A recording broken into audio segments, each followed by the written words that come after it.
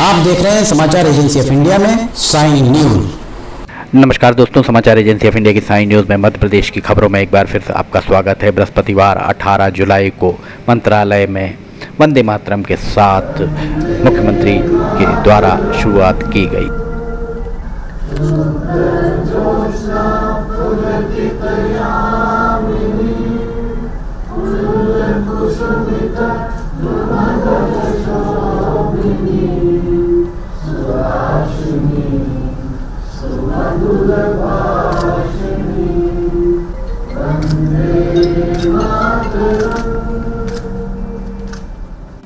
समाचार agency of India की sign news के लिए भोपाल ब्यूरो से सोनल सूर्यवंशी की रिपोर्ट। मंत्री दिलीप जायसवाल ने प्रधानमंत्री विश्वकर्मा योजना की समीक्षा की। इस अवसर का हम आपको ये नज़ारा दिखा रहे हैं। मंत्री के द्वारा प्रधानमंत्री के नाम से विश्वकर्मा योजना जो संचालित है उसके बारे में जानकारी दी गई। आगे हम दिखाते हैं मंत्री कैलाश विजयवर्गीय के द्वारा कैबिनेट के बारे में संपूर्ण जानकारी दी गई, विस्तार से जानकारी दी गई। आइए सुनते हैं कैलाश विजयवर्गीय क्या कह रहे हैं। आज की बैठक हमारे लोकप्रिय मुख्यमंत्री डॉक्टर मोहन यादव जी की अध्यक्षता में हुई है। माननीय मुख्यमंत्री जी ने निर्देश दिए कि गुरु पूर्णिमा महोत्सव जो है, हमने कुलपति को कुलगुरु की घोषणा की, तो हमें उन विधिवत तरीके से शिक्षकों का सम्मान करना चाहिए। एक बहुत अच्छा अभियान राजस्व का प्रारंभ हो रहा है। यह 7 दिन का अभियान होगा। पहले भी हमने किया था, आपको याद है। उसमें लगभग सीमांकन, बंटवारा, इस सब के प्रकरण लगभग 30,000 रुपये थे। यह भी फिर से 7 दिन का एक अभियान चलेगा, जिसमें हमारे किसान भाइयों के जितने भी पेंडिंग सीमांकन के काम हैं या बंटवारे के काम हैं, वो सारे निपट जाए। इसके ऊपर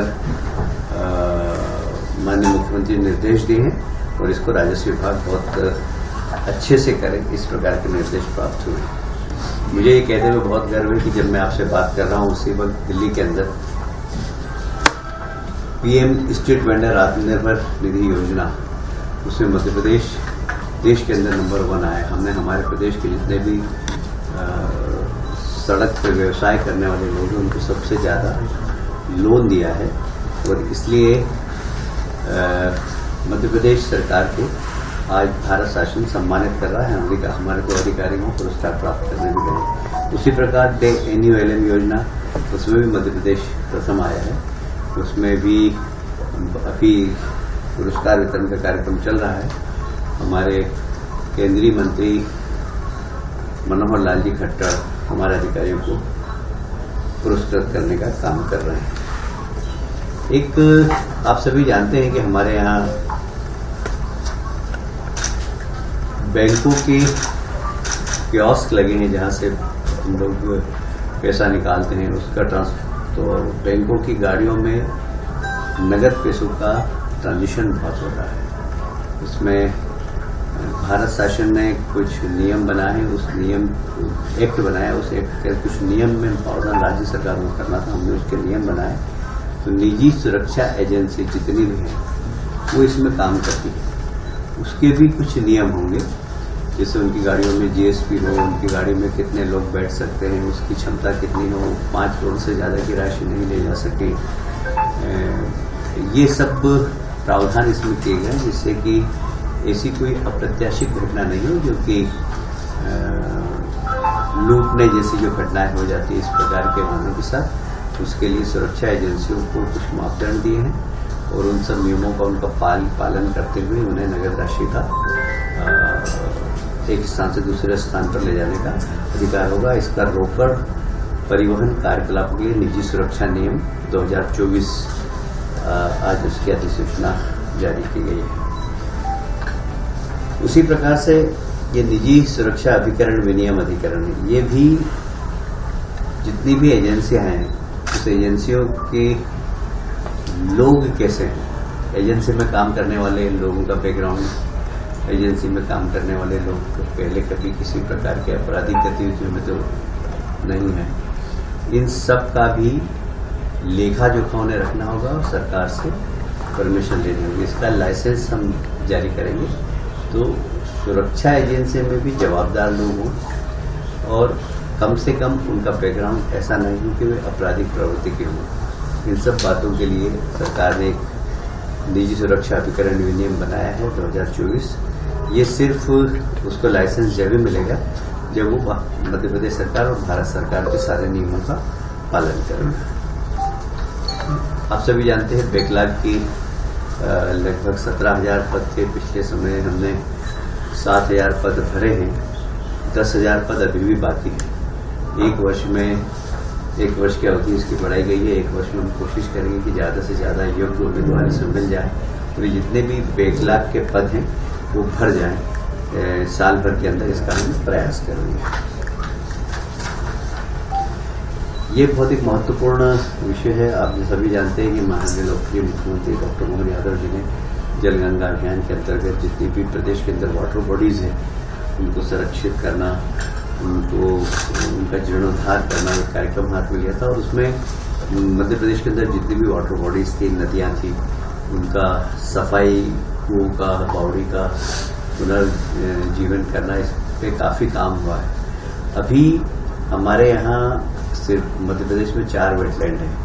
रामसर साइट है, इंदौर की एक सिरपुर जो रामसर साइट है वहाँ ठीक तरीके से, क्योंकि ये सिरपुर की जो वेटलैंड साइट है यहाँ पर विदेशी पक्षी काफ़ी आते हैं और बड़े अच्छे फोटोग्राफर भी दुनिया भर के आते हैं, उनके फोटो ले आते हैं। उसको संरक्षित करना, फिर उसके आसपास इंक्रोचमेंट हो उसको हटाना, उसका कैचमेंट एरिया जितना भी उसको क्लियर करना, उसमें किसी प्रकार के नाले वगैरह गंदा पानी नहीं आए इसकी चिंता करना। वैसे वहाँ पर जो तालाब का सोर्स है वो बरसात का पानी है और सुखनिवास जो नदी है उसका एक्सेस पानी उसमें आता है जिसके कारण सिरपुर तालाब में पानी 12 महीने रहता है। पर यह अमृत धरोहर को हम ठीक तरीके से और सजाएं, संवारें, वहाँ हरियाली लगाएं, वहाँ वृक्षारोपण करें और उसको कैसे अच्छा पर्यावरण के हिसाब से भी पर्यटन के हिसाब से भी इसका विकास कर सकें, इसके लिए शासन ने इंदौर नगर निगम को लगभग 6,195 लाख का एक योजना देने का निर्णय लिया गया, जिसमें 40% राशि राज्य शासन की, ये केंद्रीय पर्यावरण विभाग ने हमें राशि दी। जी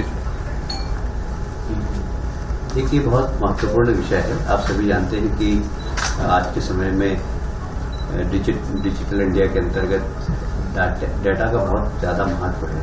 हमने पहले डाटा सेंटर बनाया था, पर अब जैसे जैसे डेटाओं की संख्या बढ़ती जा रही तो हमें क्लाउड की ओर जाना पड़ेगा।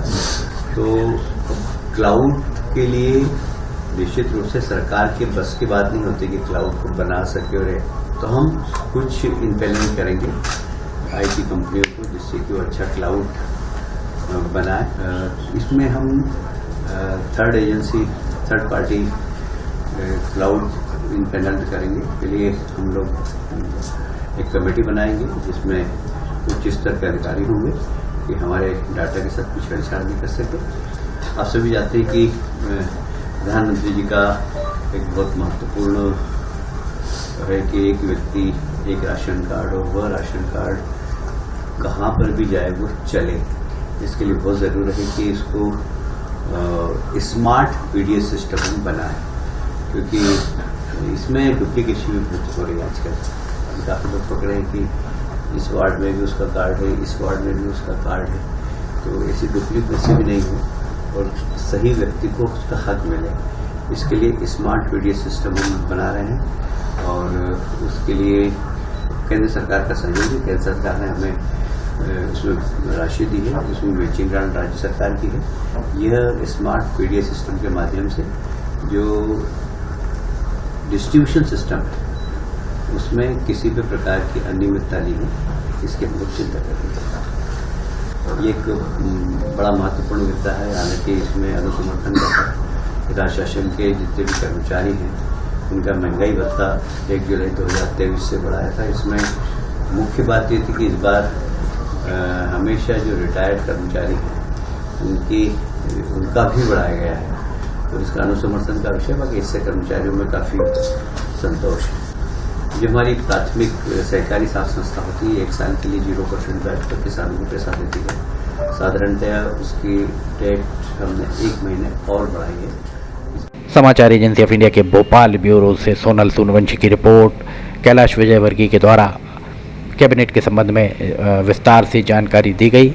मुख्यमंत्री डॉक्टर मोहन यादव के द्वारा प्रदेश के राजस्व प्रकरणों के निराकरण के लिए चलाए जाने वाले अभियान के संबंध में एक बाइट दी गई। उनके द्वारा क्या कहा गया, आइए हम सुनते हैं डॉक्टर मोहन यादव क्या कह रहे हैं राजस्व प्रकरणों के निराकरण के संबंध में। क्या है मध्य प्रदेश सरकार द्वारा राजस्व अभियान 2024 का 18 जुलाई से 31 अगस्त 2024 तक का पुनः अभियान चलाया जा रहा है।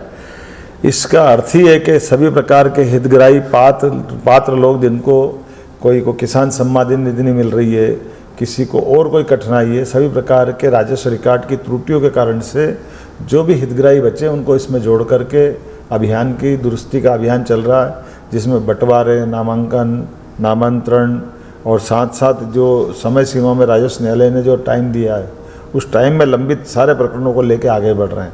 मुझे ध्यान में आया कि कई सारे किसान सम्मान निधि के प्रकरण भी इसमें लंबित हो गए क्योंकि उसकी समग्र आईडी और अन्य त्रुटियों के कारण वो नाम छूटे हुए हैं।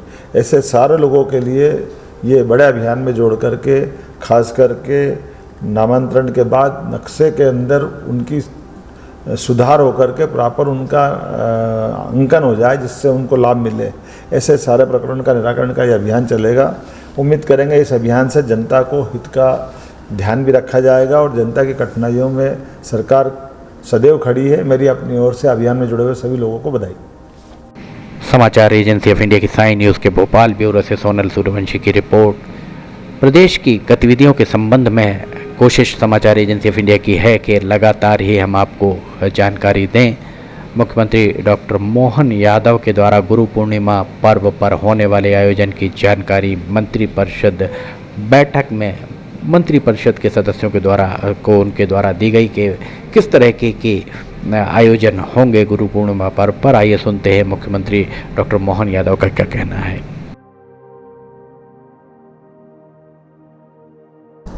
21 तारीख को गुरु पूर्णिमा उत्सव और गुरु पूर्णिमा उत्सव का हमारे स्कूल शिक्षा और उच्च शिक्षा ने सर्कुलर निकाला है। गुरु परंपरा हमारे आदिकाल से रही है। मूलतः गुरु शिष्य परंपरा में ही उच्च शिक्षा स्कूल शिक्षा से हमने अपने कुलपतियों का पदनाम बदल करके पिछली कैबिनेट में कुल गुरु किया। पहले गुरु माता, दूसरे पिता, तीसरे हमारे शिक्षक। आदिकाल से गुरु शिष्य परंपरा की लंबी परंपरा है। हमारे लिए तो ये और सौभाग्य की बात है, मध्य प्रदेश वो स्थान है जहाँ पर भगवान कृष्ण के लिए सच्चे अर्थ में गुरु मिले। ये गुरु शिष्य परंपरा का उतना महत्वपूर्ण मध्य प्रदेश का इतिहास इसलिए मैंने थोड़ा बता दिया, लेकिन ये गुरु परंपरा के लिए पूरी मंत्रिपरिषद बधे की बात है जिसने गुरु नाम दिया। समाचार एजेंसी ऑफ इंडिया की साई न्यूज़ के लिए भोपाल ब्यूरो से सोनल सूर्यवंशी की रिपोर्ट। मुख्यमंत्री डॉक्टर मोहन यादव के द्वारा आज विभिन्न बैठकों में शिरकत की गई। उनके द्वारा जो भी जानकारियां दी गई और मध्य प्रदेश सरकार के द्वारा जो भी कदम उठाए जा रहे हैं उस संबंध में समाचार एजेंसी ऑफ इंडिया के द्वारा भोपाल ब्यूरो से सोनल सूर्यवंशी की रिपोर्ट। अगर आपको खबरें पसंद आ रही हों तो इन्हें लाइक, सब्सक्राइब, शेयर जरूर कीजिएगा। हम जानकारी लेकर फिर हाजिर होंगे। फिलहाल इजाज़त लेना चाहेंगे। जय हिंद।